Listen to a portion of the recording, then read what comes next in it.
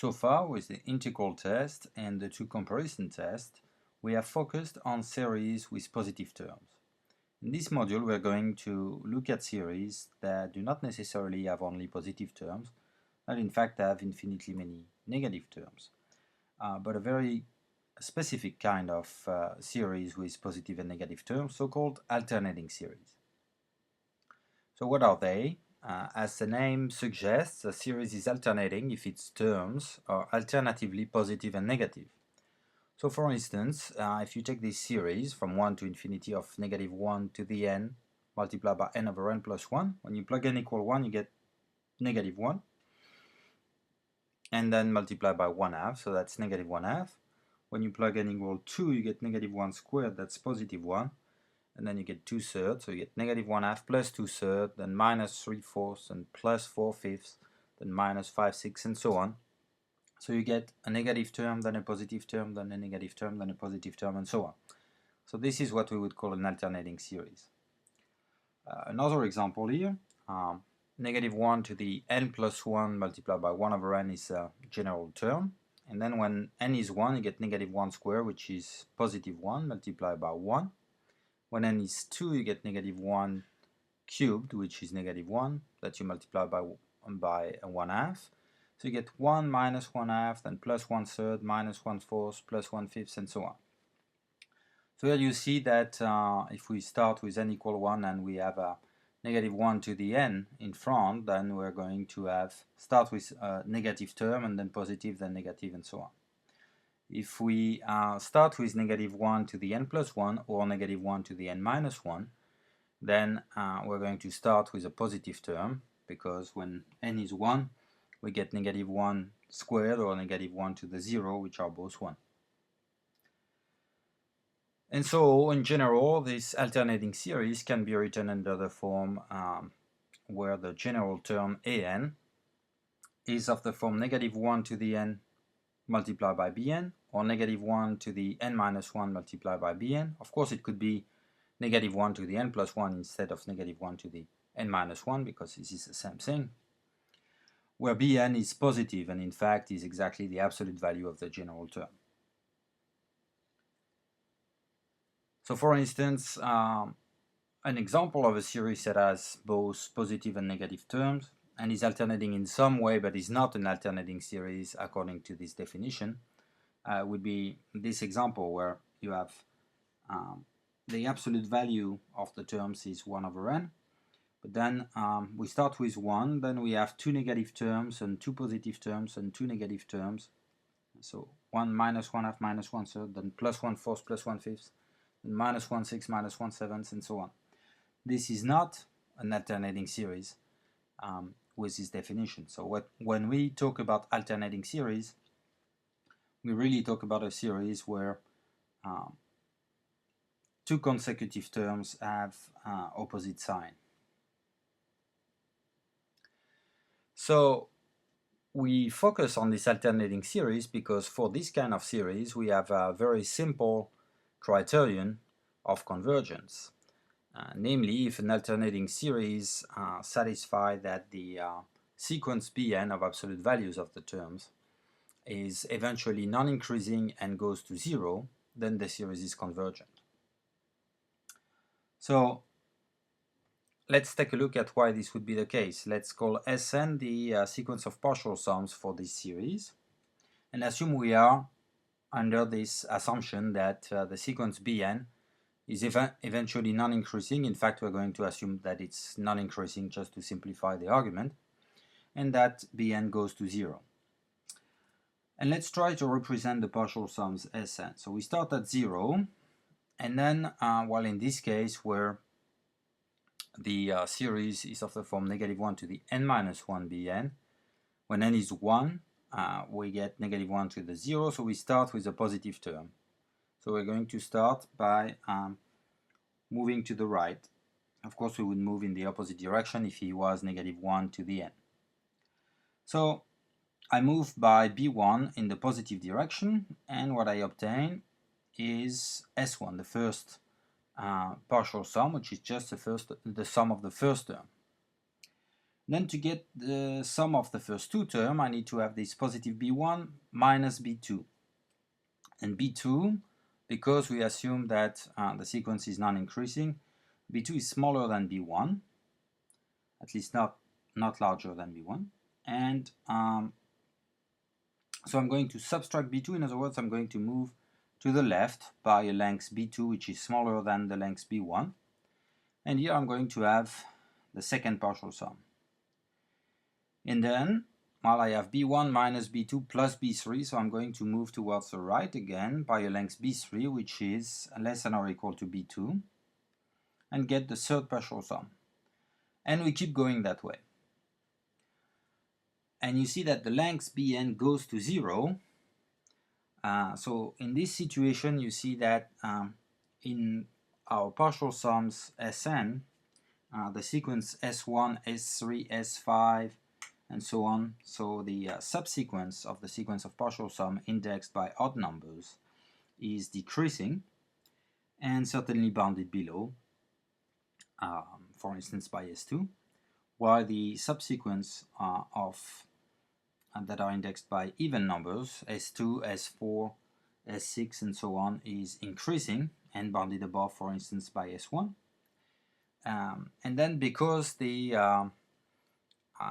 absolute value of the general term goes to 0, it is not hard to see that these two sequences that are both convergent must have the same limit.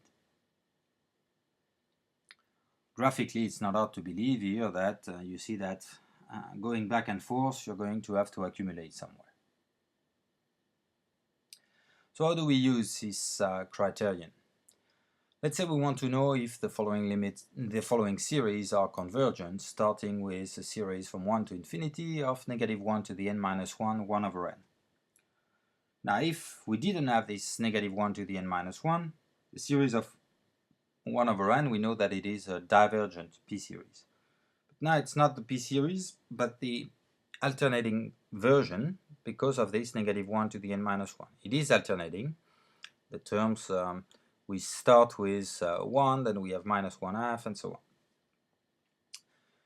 So the sequence of absolute value of the terms is 1 over n, and this is clearly a decreasing sequence with limit 0, and therefore, according to the alternating series test, the corresponding alternating series is convergent. And that's it. So it's a pretty simple to use criterion. In the second case, we have the series from 1 to infinity of -1 to the n, 1 over root n. Again, if we didn't have this -1 to the n, we would have the series of 1 over root n, which is, again, a divergent p-series, because you have 1 over n to the 1/2. However, with this -1 to the n, which makes the sign alternate, the sequence of absolute value of the terms is a sequence 1 over root n, which is clearly decreasing with limit 0 because root n is increasing with limit infinity, so the reciprocal is decreasing with limit 0. And so by the alternating series test, we can conclude that the series is convergent. Similarly, when n starts at 1, this ln of n plus 1 becomes ln of 2, ln of 3, and so on. So these are positive terms. So the absolute value of the terms is just the sequence 1 over natural log of n plus 1. The -1 to the n minus 1 in front makes the series alternating, and therefore we can apply the alternating series test. ln of n plus 1, when n goes to infinity, goes to infinity, therefore the reciprocal goes to 0, and the natural log function is an increasing function, therefore its reciprocal is decreasing. So here we have a decreasing sequence with limit 0, and therefore by the alternating series test, the alternating series is convergent. Turning to the fourth series in this exercise, we want to know if the series from 1 to infinity of -1 to the n cosine of pi over n is convergent. Now here, cosine of pi over n is non-negative, at least for n at least 2. And for n equal 1, you get cosine pi, which is -1. And then if n is greater or equal to 2, you get only non-negative terms. So setting aside the first term for n equal 1, we get an alternating series from n equal 2 to infinity of -1 to the n cosine of pi over n. So we could try to use the alternating series test. However, as n goes to infinity, cosine of pi over n is approaching 1, and therefore -1 to the n cosine of pi over n is going to alternate between values close to 1 and close to -1. In particular, the sequence of general term does not converge to 0, and therefore by the nth term test, the series is divergent. Now for the fifth exercise, we have the series of -1 to the n multiplied by 2n over 4n squared plus 1. Since 2n over 4n squared plus 1 is non-negative, this is an alternating series, and the absolute value of the general term is 2n over 4n squared plus 1, which clearly has limit 0 when n goes to infinity because the bottom is of degree 2 and the top is of degree 1. Moreover, it is decreasing, but that deserves a little bit more of a justification than in the previous exercises like 1, 2, and 3. Here the general term, the absolute value is 2n over 4n squared plus 1, which correspond to the discrete values of the function 2x over 4x squared plus 1.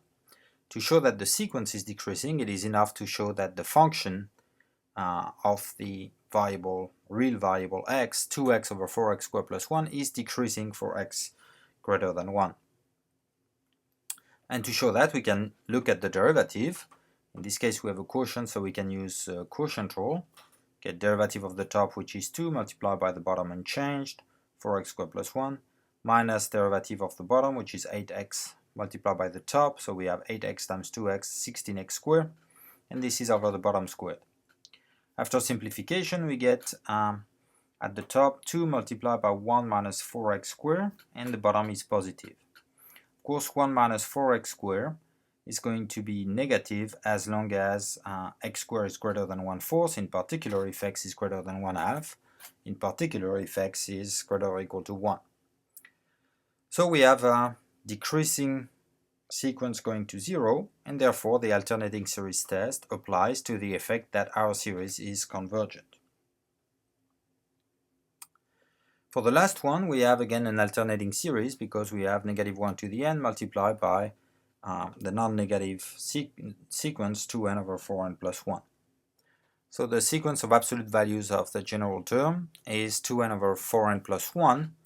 And the first thing we want to look at is, does it go to 0? And in this case it does not. We have a quotient of two polynomials in n of the same degree. So the limit is the quotient of the leading coefficients, in this case 2 over 4, in other words 1/2. But this is not 0. So if the sequence 2n over 4n plus 1 is approaching 1/2, that means that the general term, -1 to the n multiplied by this quantity, is going to oscillate between values close to 1/2 and values close to -1/2. In any case, it's not going to converge to 0, and therefore, according to the nth term test, this series is divergent. Now turn to the next video where we're going to discuss various types of convergence.